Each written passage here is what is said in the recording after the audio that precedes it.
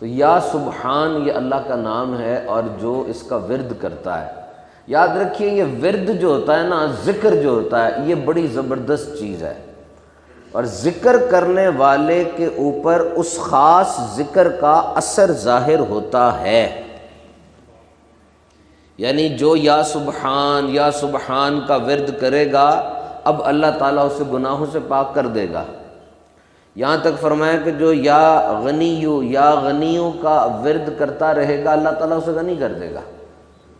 یا عفو کا، یا حلیموں کا ورد کرے گا تو اس میں یہ خصوصیت پیدا ہو جائے گی۔ حضرت معروف کرخی رحمۃ اللہ تعالی علیہ کے پاس ایک شخص آ کر کہتا ہے میرے یہاں بیٹا پیدا ہوا ہے، آپ دعا فرما دیں۔ حضرت معروف کرخی کہتے ہیں چلو بہت اچھی بات ہے، ماشاءاللہ، تم ایسا کرو بیٹھ جاؤ، ماشاء اللہ کانا، کہ جو اللہ نے چاہا وہ ہوا، اس کا ورد شروع کرو۔ 100 دفعہ ورد کر لیا، 100 دفعہ اور کرو، 100 دفعہ اور کر لیا، چلو 200 دفعہ اور کرو۔ 500 دفعہ جب ورد مکمل ہوا تو خلیفہ کی ماں کی طرف سے قاصد آیا، آ کر کہنے لگا کہ ام جعفر نے آپ کو 500 دینار بھیجے ہیں کہ آپ غریبوں میں تقسیم کر دیں۔ حضرت معروف کر کے کہتے چلو یہ اس کو دے دو۔ کہا سارے دے دو؟ کہا ہاں، اس کے گھر بیٹا پیدا ہوا ہے، اس نے بھی ماشاء اللہ کانا کا 500 بار ورد کیا، تو اللہ نے اس کو یہ 500 دینار عطا فرما دیے۔ اور اس کو کہا اگر تو زیادہ دفعہ کرتا تو زیادہ دفعہ ہو جاتے۔ ایک بزرگوں نے اپنے ماننے والے کو کہا کہ تو بیٹھ جا اور اللہ کا ورد کر۔ وہ اللہ کا ورد کرتا رہا، اللہ کا ورد کرتا رہا، اس کے جسم پہ اثرات ظاہر ہوتے ہیں۔ یاد رکھیے زبان سے نکلنے والی چیز یہ عام نہیں ہوتی، فرشتے لکھ رہے ہوتے ہیں، آپ کا پورا بدن اس کی گواہی دینا شروع کر دیتا ہے۔ It is very important. میں نے کتاب میں پڑھا کہ اللہ والے وہ ذکر سے کسی وقت بھی خالی نہیں رہتے تھے، ان کا کوئی لمحہ ذکر کے خالی نہیں ہوتا تھا۔ اگر ذکر کرتے کرتے زبان رک جاتی تھی اور وہ سو جاتے تھے تو اس وقت وہ کسی قریبی چیز کے ساتھ کنیکشن کر کے ادھر ذکر جاری کر دیتے تھے۔ وہ کہتے ہیں کہ جی وہ ایک بزرگ گاڑی میں بیٹھے تھے، he was a very big بزرگ، اور وہ جب گاڑی میں بیٹھے تو اب انہوں نے تھوڑا لیٹنا تھا یا تھوڑا قیلولہ فرمانا تھا، تو انہوں نے اپنا ذکر گاڑی کی جو آواز ہوتی نا ریل گاڑی کی، اس کے ساتھ اٹیچ کرنا چاہا کہ جیسے وہ چھک چھک چھک ہو رہی ہے تو میں اس کے ساتھ اپنا ذکر اٹیچ کر دوں، پھر جب جاگوں گا وہاں سے لے لوں گا۔ لیکن جب اٹیچ کرنا چاہا تو اٹیچ نہیں ہو رہا تھا، تو انہوں نے غور سے دیکھا سامنے ایک اور بزرگ سو رہے تھے، ان کا پہلے اٹیچ ہوا تھا۔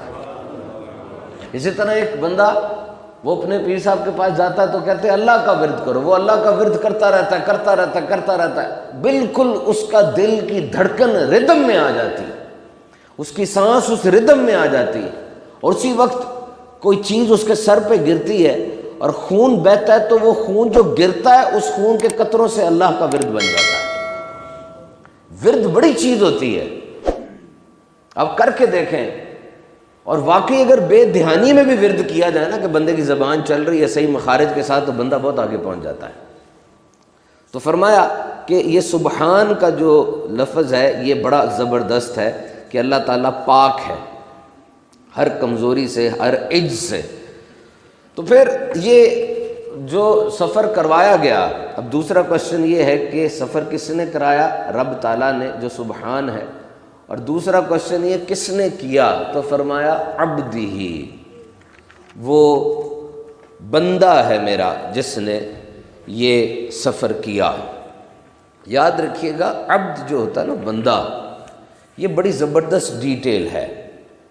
سب سے پہلے تو حضرت عیسیٰ علیہ السلام دوسرے آسمان پر ہیں، اور ان کو جو آخری نبی مانتے ہیں وہ تھوڑے کنفیوز ہو گئے کہ چونکہ ان کو آسمانوں پہ اٹھا لیا گیا تو وہ اللہ ہیں، استغفر اللہ، ٹرینٹی کے قائل ہو گئے، وہ ٹرینٹی کے کہ there are three gods. So this was blatantly rejected کہ if حضرت عیسیٰ علیہ السلام Jesus is on the third sky، اگر وہ تیسرے آسمان تک ہی اٹھائے گئے اور تم ان کو خدا مان رہے ہو، تو میرے آقا تو 7 آسمانوں کے اوپر چلے گئے، اور پھر بھی ان کو عبد کہہ رہا ہے رب۔ 7 آسمانوں کے جو اوپر جاتے ہیں اور جو سب کچھ سمجھ بھی آتے ہیں، دیکھ بھی آتے ہیں، وہ تو عبد ہیں، اور تم ان کو رب کیسے کہہ رہے ہو؟ یاد رکھنا یہ بندہ ہونا نا بہت بڑا سرٹیفکیٹ ہے، یہ کوئی چھوٹی بات نہیں ہے۔ یہ خود جب رب تعالیٰ نے معراج پہ کہا میرے محبوب تو آ گیا ہے، اب میں تجھے کس لقب سے مشرف فرماؤں؟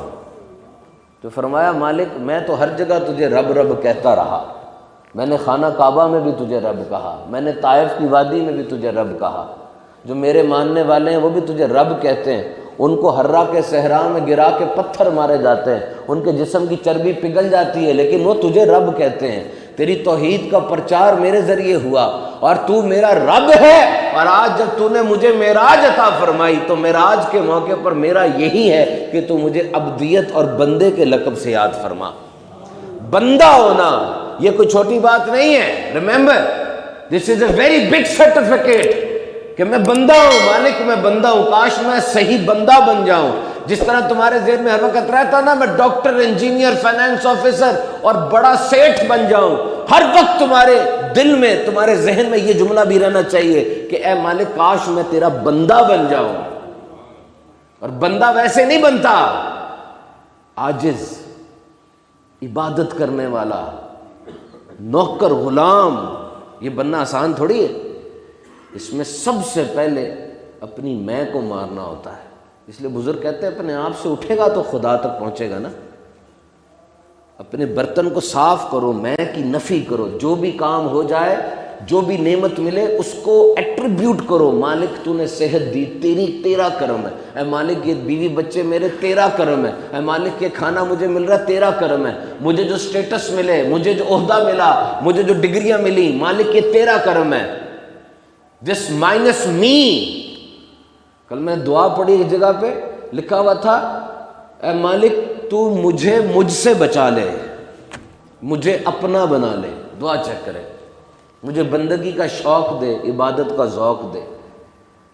اس کے لیے نا مجاہدہ کرنا ہوتا ہے، مجاہدہ آسان نہیں ہوتا، مجاہدہ امتحان ابتلا میں پڑھنا پڑتا ہے، پریکٹس کر کے میں مرتی، ویسے میں نہیں مرتی، کیونکہ اگر کوئی انسان وصال کا دعویٰ کر رہا ہے کہ میں جڑ چکا ہوں، میں مل چکا ہوں اور میں باقی ہے، تو یاد رکھو جب تک میں باقی ہے وصال کا دعویٰ جھوٹا ہے۔